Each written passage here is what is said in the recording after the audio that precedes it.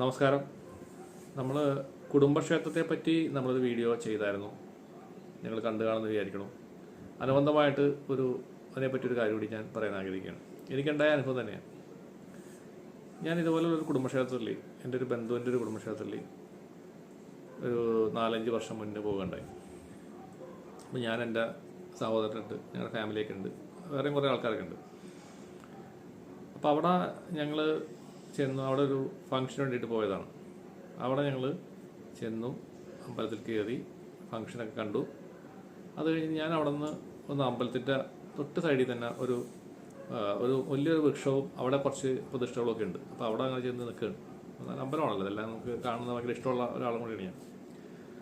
പെട്ടെന്ന് അവിടെ നിന്ന് എന്തോ ഒരു സാധനം എൻ്റെ ശരീരത്തിൽ വന്ന് പിടിച്ചു.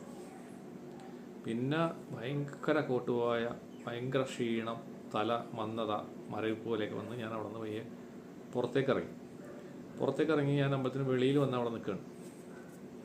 അപ്പോൾ എൻ്റെ ബ്രദർ കുറച്ച് കഴിഞ്ഞപ്പോൾ അമ്പലത്തിൽ നിന്ന് പുള്ളിയും ഇതുപോലെ കോട്ടുപോയൊക്കെ ഇട്ടിട്ട് ഇറങ്ങി വരുന്നുണ്ട്. അപ്പോൾ എന്നോട് പുള്ളി ഒന്ന് പറയുകയാണ്, അമ്പലത്തിനകത്ത് നിന്നിട്ട് ഭയങ്കര ക്ഷീണം, ഭയങ്കര തലക്കൊക്കെ എന്തോ പോലെ കോട്ടുപോയൊക്കെ വന്നുകൊണ്ടിരിക്കുകയാണ് എന്ന് പറഞ്ഞു. അപ്പോൾ ഞാൻ ചിരിച്ചു, ഞാനൊന്നും പറഞ്ഞില്ല. അപ്പോൾ ഞാൻ പറഞ്ഞു, അപ്പോൾ നീ എന്താണ് ചിരിക്കണമെന്ന് ചോദിച്ചു. അപ്പോൾ ഞാൻ പറഞ്ഞേ, ഈ അമ്പലത്തിൽ ഒരുപാട് എനർജീസിൻ്റെ പ്രശ്നമുണ്ട്. അവിടെ നല്ല രീതിയിൽ അമ്പലം ആചരിച്ച് കൊണ്ടുപോകുന്ന ആൾക്കാരൊക്കെ തന്നെയാണ്. പക്ഷേ അവിടെ ഉള്ള ചില വിഷയങ്ങൾ, അമ്പലത്തിലുള്ളതായ ചില അൺവാണ്ടഡ് എനർജീസ് വലയം ചെയ്ത് നിൽക്കുന്നുണ്ട്. അത് നമ്മളെ കയറി പിടിച്ചതാണ്. അപ്പോൾ പുള്ളിക്കാരനതൊരു പുതിയ എക്സ്പീരിയൻസ് ആയിരുന്നു. പുള്ളി ചോദിച്ചാൽ അങ്ങനെ ഉണ്ടാവുമെന്ന് വെച്ചിട്ടുണ്ട്. ഞാൻ പറഞ്ഞു, അങ്ങനെ ഉണ്ടായതിൻ്റെ അനുഭവമാണല്ലോ ഇപ്പോൾ നമുക്ക് കിട്ടിയേക്കണത്. ഇനിയിപ്പോൾ ഇതിൽ കൂടുതൽ അനുഭവം എന്താണ്?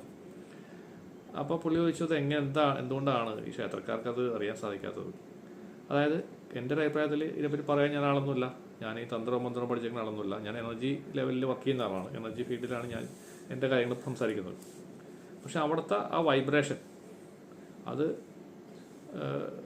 ഈ അൺവാണ്ടർ എനർജി വന്നുകൊണ്ട് പൂർണ്ണമായിട്ടും അതിൻ്റെ ഗുണം ആ ക്ഷേത്രത്തിൽ വരുന്നവർക്ക് കിട്ടുന്നില്ല. പകരം ഇതുപോലുള്ളതായ ബാഡ് എനർജീസ് കുറേ സെൻസിറ്റീവായ ആളുകൾക്ക് അത് കിട്ടുകയും ചെയ്യും. കൃത്യമായ രീതിയിൽ അമ്പലപ്രശ്നം വെച്ച് അവിടുത്തെ കാര്യങ്ങൾ കണ്ട് പഠിച്ച് കഴിവുള്ള ആളെ കൊണ്ടൊന്ന് നോക്കിച്ച്, ജ്യോത്സ്യന്മാരോ ഒക്കെ കൊണ്ടൊന്ന് നോക്കിച്ചിട്ട് അതിന് വേണ്ടുന്ന പരിഹാരങ്ങൾ, ക്രിയകൾ ചെയ്ത് അതിനവിടെ നിന്ന് ആ വായിച്ച് മാറ്റി ക്ലിയർ ചെയ്താൽ ആ അമ്പലത്തിൻ്റെ ചൈതന്യം നന്നാവും.